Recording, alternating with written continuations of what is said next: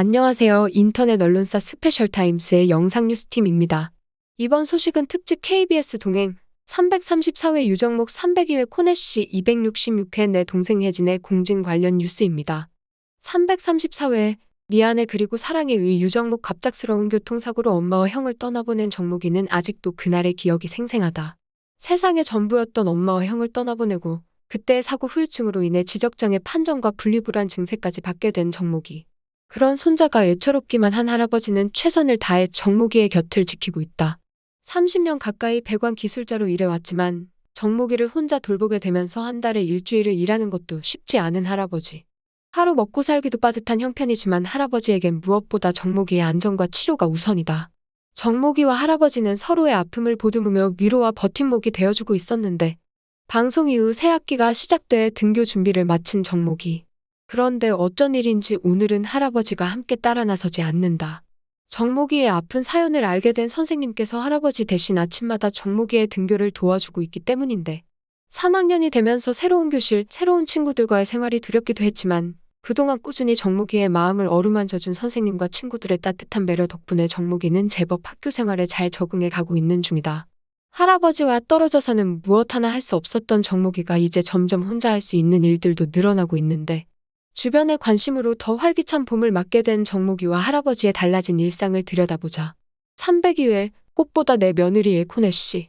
동네 주민들이 모였다 하면 절대로 빠지지 않고 입에 오르는 인물이 있으니 바로 캄보디아에서 온 코넷씨.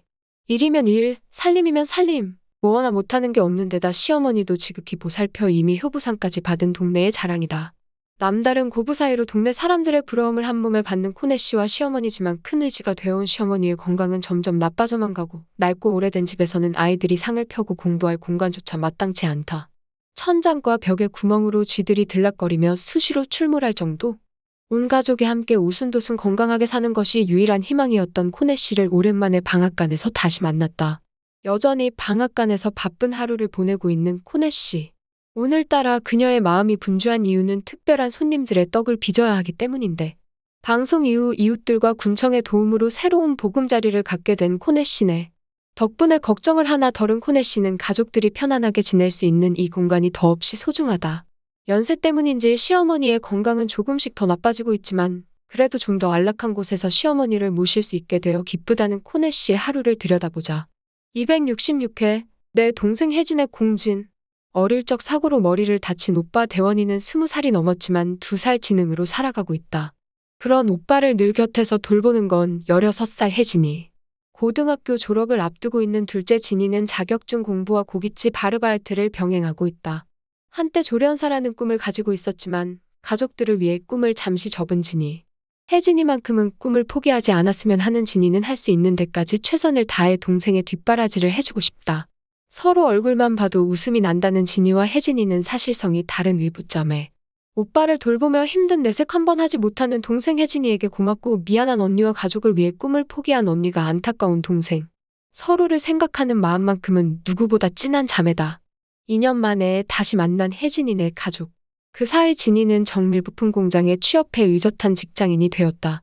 많은 시청자들의 도움으로 좀 더 안락한 집으로 이사를 하고 취업도 할 수 있었던 진이. 덕분에 동생 뒷바라지도 더 열심히 할 수 있게 되었다.